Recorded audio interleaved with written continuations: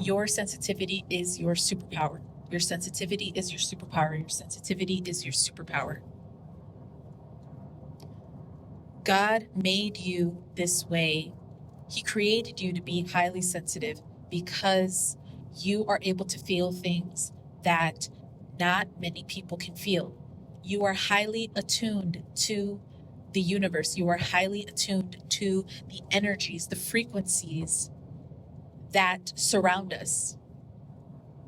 Energy, frequency, vibrations, these are real. We are energetic beings. If we stick our finger in an outlet, we will receive electric shock because we have electricity inside of us.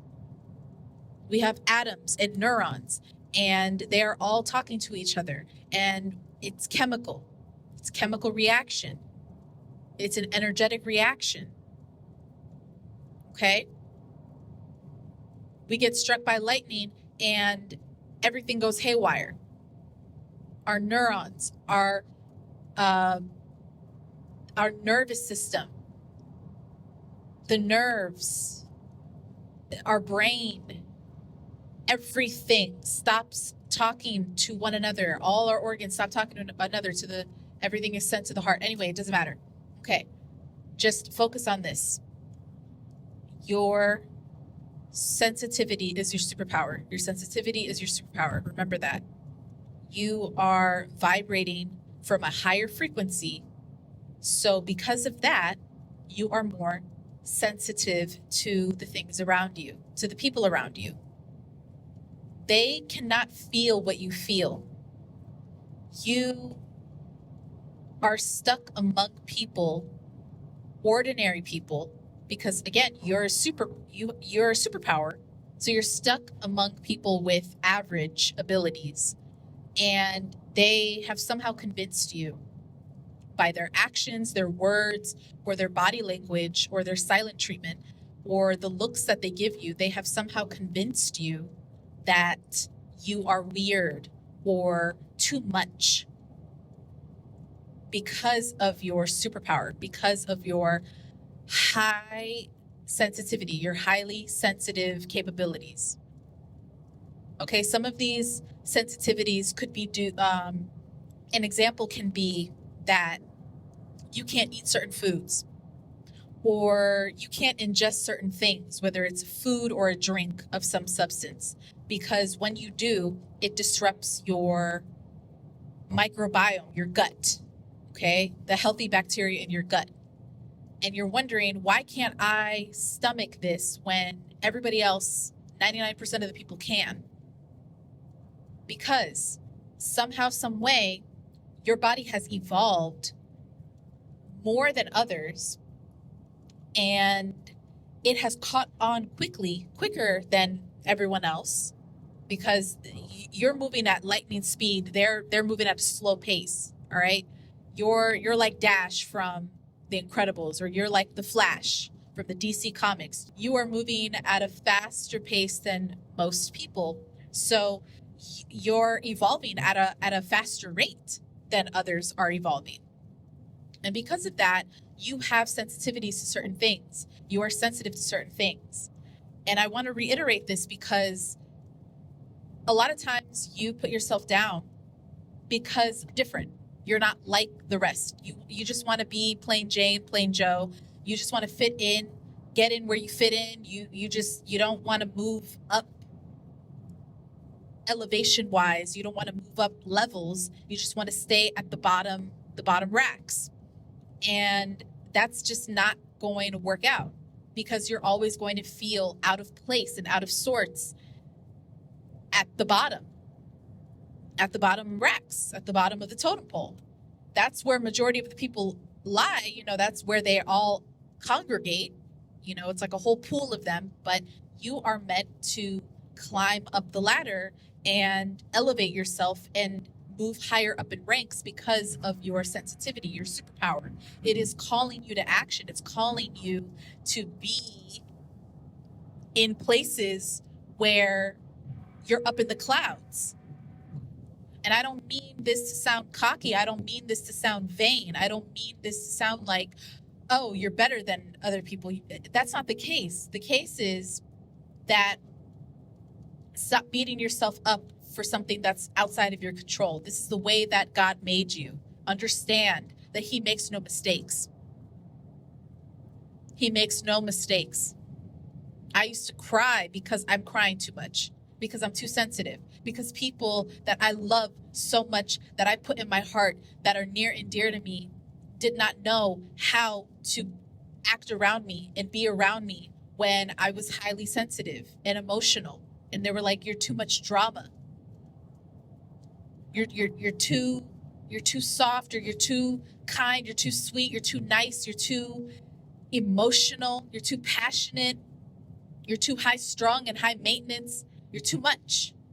We are numb to all of this. We don't feel what you feel. So because of that, you can't hang with us, because we just don't know how to carry you. We don't know how to hold you. We don't know how to hold space for you. We don't know how to handle you. Okay, if this rings true to you, then understand that there's only a select few of us who are like this. We are super empaths. We are empathic. We are empathic beings. We are highly sensitive, but it's not a crutch. It's not a curse. It's a superpower. There are certain food groups and drinks that you cannot consume. And guess what? It's them damn sugary stuff and ultra processed bullcrap that is slowly killing people. You start to have heart palpitations or feverish dreams, and you start to, catch a minor fever, and you start to feel all out of sorts and anxious and overly anxious and high anxiety, and you have anxiety attacks and panic attacks and impending doom. Yeah, because your body senses what other people can't pick up. Your body senses, it's highly attuned to the low frequencies that is being given to you, that these people that are putting horrible chemicals and forever chemicals in these products that they're trying to feed you. They're trying to get you to receive through your body. Okay? If you think about soda drinks and how they're really bad for you. Yeah, everybody knows soda drinks are really bad for us. We know that the syrups that they use in the Coca-Cola bottle is horrible for us. Okay, you could clean a toilet bowl with that, and it would probably corrode so much that it would just put a hole through the toilet bowl itself, through the ceramic itself. But we still consume it. We still drink it. But there are some people that they can't tolerate it because it gives them headaches, or it gives them really bad sinus issues, or really bad stomach ache to the point where they're throwing up, or they're nauseous, or it causes this anxiety attack to start up. You just get these flare-ups where you just have this panic attack, and you're like, "Oh my gosh, I feel like the world is ending. I have these horrible thoughts, these bad thoughts." Gee, I wonder why. It's because your body is highly attuned to the disruptance that is occurring within your nervous system. Okay, your gut and your mind, they are connected. They are connected to one another. It's called the mind-gut connection. The vagus nerve. It runs from your brain all the way through your intestines, your digestive tract. And those two systems, they talk to each other. If you are feeling the knots in your stomach, it is triggering to your brain something is very wrong. Just like when you see someone that makes you uncomfortable and now you don't know how to talk in front of them, you're losing your words, you don't know how to act in front of them, you're shy or you're nervous or you're fidgeting, okay? And your brain is telling you this person is not safe. Your brain is telling you something's wrong about this person.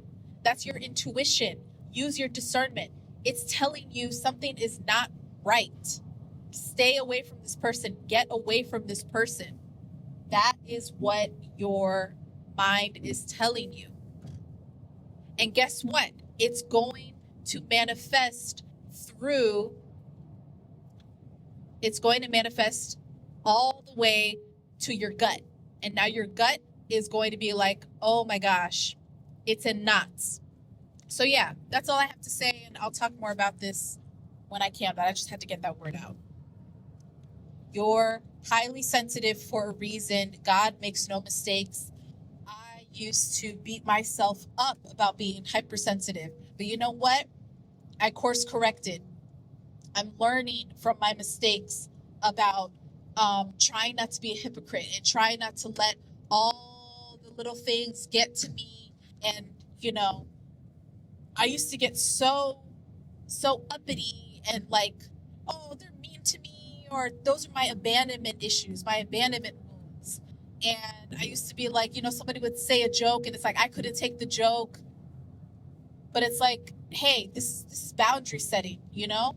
Instead of hanging around people who are making jokes at my expense and then me trying to one-up them and get them back by making jokes at their expense to try to, you know, break even, I should have learned to just get away from those people. But I didn't want to be alone because that was my abandonment issue. That was my abandonment wound. So I was like, you know, these people are the only people who will actually hang out with me and stick around me. I have nobody else to talk to. I have nobody else to be around. So I gotta, you know, hang around these people. But they're not your people. They're not your tribe. You guys always bicker and fight more than you giggle and laugh about the same silly jokes. Okay, they're not your people. So stop forcing yourself to hang out with people who they don't make you feel good. The people who are actually booing you and saying you're a dork, or you suck, or you're so dramatic, you're so emotional, you can't take a joke. And they're the ones making the jokes, they're the ones making you feel uncomfortable. And yet you don't want to leave them. You don't want to leave them because you don't want to be alone. They're not your tribe. Those are not your people. Remove yourself from that table. It was never meant for you to sit in that seat anyway and shoot the breeze with these people. That's where all this is stemming from. You never learned how to set boundaries. Now you're trying to course correct. You're trying to course correct with the wrong people, my friend. That's really what it is. You're trying to course correct around the wrong people, the people who have already solidified their place in your life. And they know that they can get away with saying all those things because, well, hey, you cracked a joke too. And I'm just cracking the joke. Why is it any different when I say it to you and you're like, well, you know what? I shouldn't have done that. And I'm sorry if I made you feel any kind of way that was negative. But it's not like you spoke up and said anything about it. You just took it. You swallowed the fire and, you know, you kept it moving. You kept pushing on. But now I'm telling you, I don't like that joke. I don't think it's funny. It hurt my feelings. And they're like, well, I don't care. You're too dramatic. Get over it. Or don't hang around me. Don't talk to me. Don't be my friend anymore. And then that makes you sad because you're like, well, I got nobody. You're all I got. Scraps, but you're all I got. You see how sad that is? That's so sad. That's why we have to get used to being alone. We have to get used to being alone. We have to get used to being by ourselves because you're never really alone. You're never really lonely. Understand that the right people will come into your life when they're meant to come into your life. I struggle with loneliness all the time. It puts me in a really dark place, a really lonely place. And I struggle with this constantly. And I'm trying to tell myself all the time that I'm not alone. God is always with me. God is always with me. God is always with you as well. If you don't believe in God, then a higher power, the universe, or just believe in yourself. If that's all that you can believe in yourself. You can help yourself through it all.